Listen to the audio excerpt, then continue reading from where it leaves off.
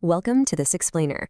Today, we're going to completely deconstruct one of the most epic military conflicts in all of sci-fi history, the legendary Zorak-Human War. We're going to break down the tactics, the psychology, and the sheer mind-boggling scale of this galactic clash. But, beneath all the flashy space battles and massive alien armadas, we're actually going to uncover a really profound truth about resilience. By the time we wrap up, you'll see exactly how a seemingly outmatched underdog species managed to completely rewrite the rules of galactic survival. Let's dive in. Part 1. The Ignored Ancient Warning.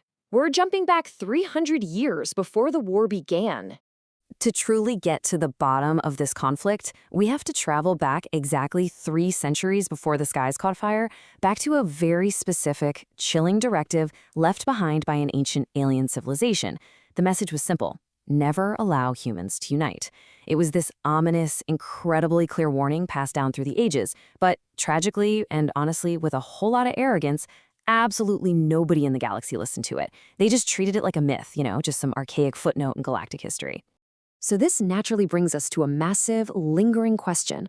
Out of all the incredibly advanced spacefaring civilizations out there, why was humanity the absolute last species the galaxy wanted to mess with? We really have to ask ourselves how a seemingly fractured, isolated, and, let's face it, physically weaker species could eventually become such a terrifying, legendary force. What exactly did the ancients know that the rest of the galaxy had completely forgotten? Well, alien observers looked at humanity, and they fell for a fatal misconception. They looked at a species spread out across hundreds of colonies, constantly arguing, violently competing, and fighting among themselves. Watching all this endless infighting, the galaxy just couldn't imagine humans ever fulfilling that ancient warning. They saw pure chaos, and they mistakenly wrote it off as a permanent weakness. Part 2. The Zorak Empire attacks, Earth's darkest hour. Everything changed in a heartbeat when the vast and wildly overconfident Zorak Empire decided to strike, forcing the entire human race to suddenly look up at the stars. And they hit Earth hard in a devastating first strike. We're talking entire human cities literally vanishing from the map in a blinding flash of plasma. Millions lost their lives instantly. The Zorak Emperor famously laughed about it, assuming this was going to be a simple, weeks-long conquest. They wanted to completely break humanity's spirit in one brutal blow. But it turns out that laugh was a little premature, because instead of breaking us, this horrifying tragedy acted like a profound catalyst. Literally for the first time in human history, the infighting stopped completely. Every argument, every territorial dispute, every political division just vanished overnight. The entire species put aside their petty differences and united as one single front. Basically, that ancient warning had just been triggered. And yeah, the Zorak Emperor's laughter faded incredibly fast. Why? Because humans developed this relentless, terrifying adaptation loop. First off, every single defeat became a masterclass lesson in alien tactics. Second, every destroyed city was rebuilt, but not as a home, as a heavily armed fortress bristling with anti-orbital defenses. And finally, every lost battle just created harder, smarter, better soldiers. Humans weren't just surviving, they were evolving under fire. They were weaponizing their own grief. Suddenly, the highly advanced Zorak Empire was actually bleeding territory. Can you imagine being an alien commander right then? They were growing deeply nervous, staring at their tactical displays, trying to solve this seemingly impossible puzzle. Why on earth were humans becoming stronger after every single setback? In traditional galactic warfare, taking damage meant your enemy grew weaker and eventually surrendered. But with humanity, applying pressure only forged them into something deadlier. Part 3. The Secret Project Titan. The operations happening deep beneath Mars.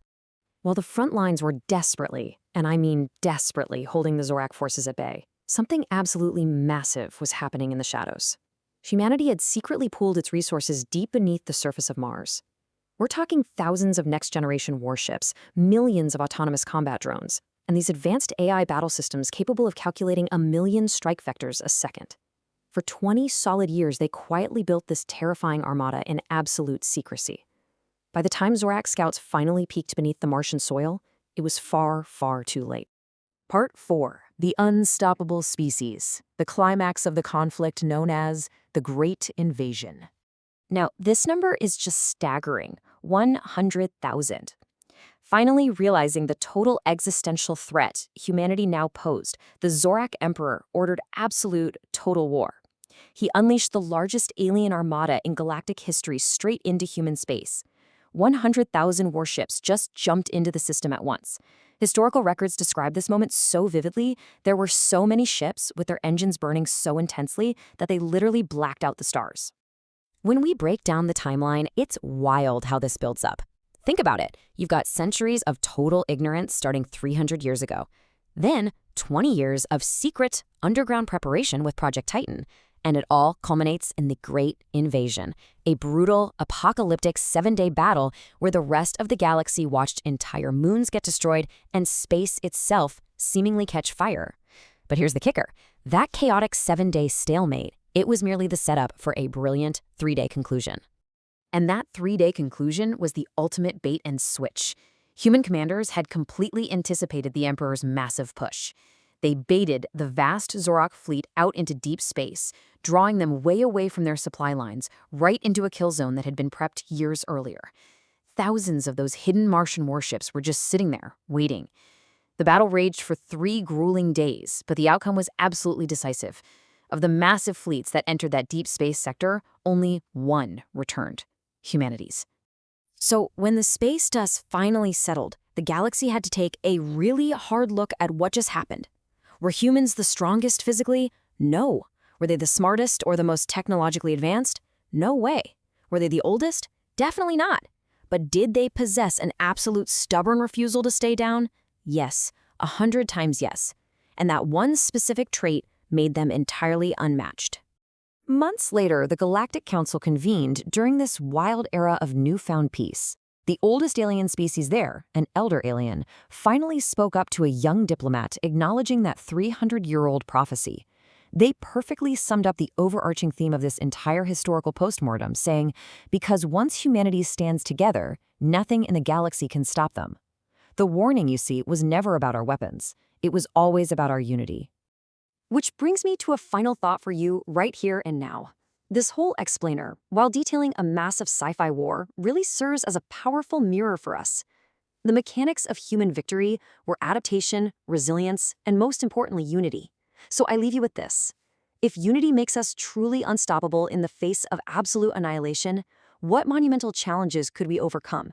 And what is stopping us from putting aside our differences and standing together in the real world today?